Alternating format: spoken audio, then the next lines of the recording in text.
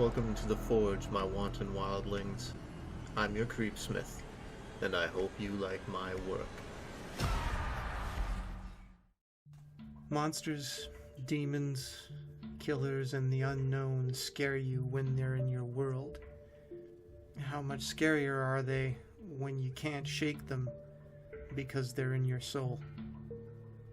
Depression is a Demon by Goldcoin.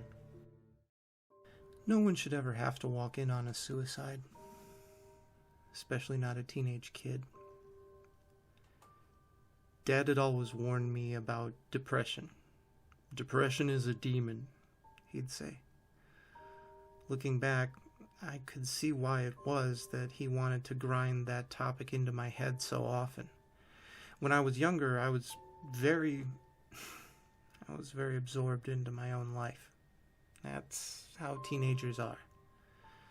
Teenage problems, teenage drama, teenage angst. You miss some of the larger issues that are right in front of you.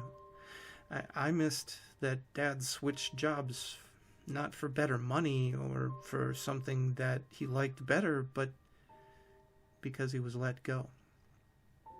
I missed the yelling that happened late into the night that I'd drown out with music.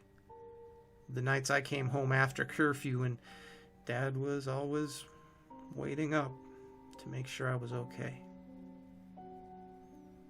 Dad would say that depression would loom around. It would hang on your shoulders. And even when you think it's gone, it'll be there, waiting for that low point.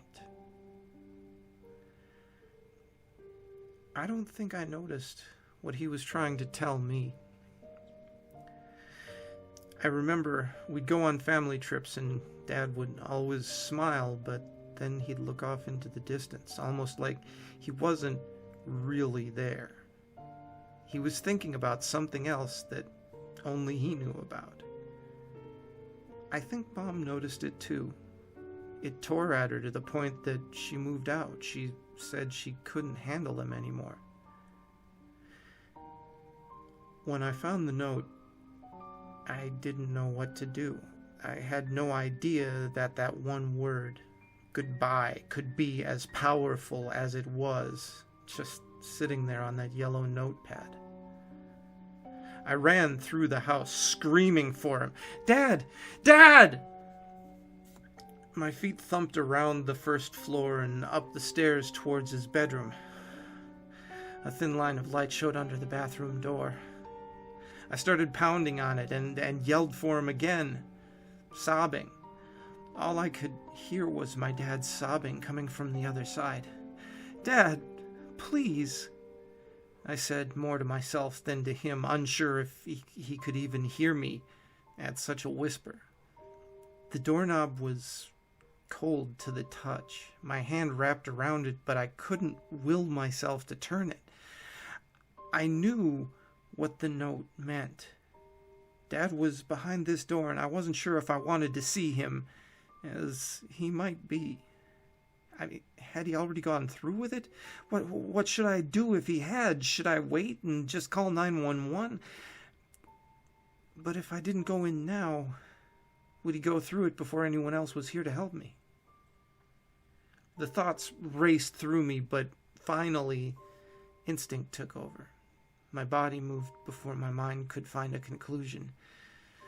The door swung open slowly, and there he was, razor to wrist, sitting in the bathtub.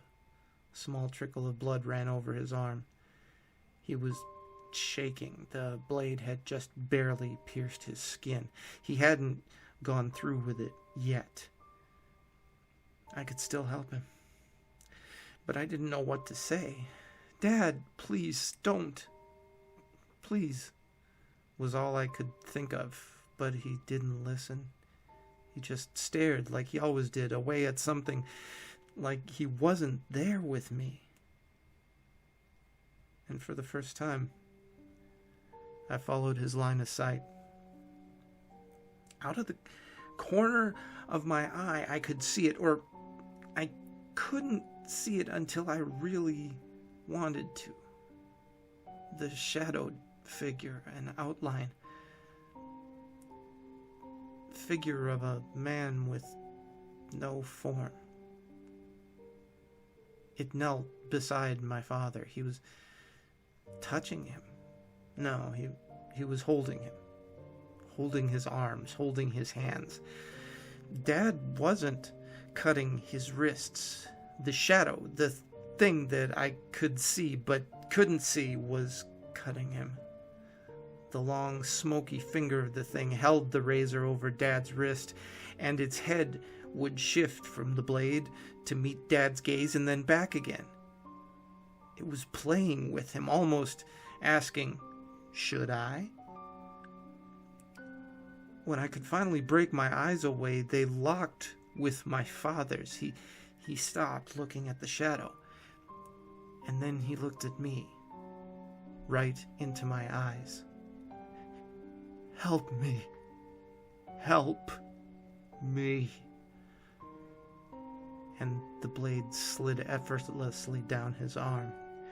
Dad's eyes were watering, and I was frozen. I had no idea what I had walked in on or what I was witnessing.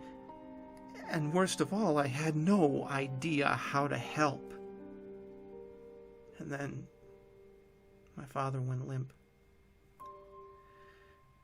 And the shadow turned its head to me. His funeral was a few days ago. I haven't really left my room much since then. Mom calls me down for dinner and I try. I really do, but I don't think that I can ever tell her about that shadow that I saw with Dad. I don't think I can ever tell her that it hasn't left my side since that day. If this one's in your life, please don't let it end you. There are people in your life who want to help, and there are professionals that you can get help from. So stay scary, my wildlings. Fucking stay alive. And make the most of your nights.